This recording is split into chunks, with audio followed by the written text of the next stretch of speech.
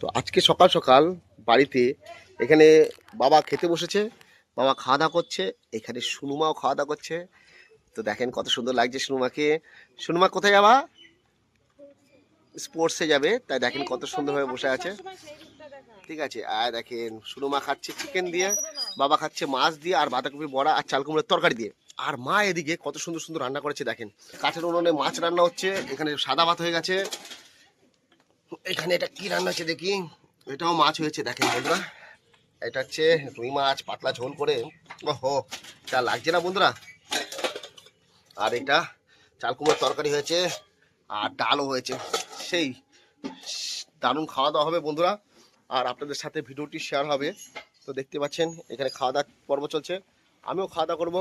তো বন্ধুরা, আমাদের ভিডিওগুলো যদি ভালো লেগে থাকে একটি লাইক করে দেবেন। তো টাটা বন্ধুরা, দেখা হচ্ছে আপনাদের সাথে পরের ভিডিওতে। বাই, ভালো থাকবেন, টাটা।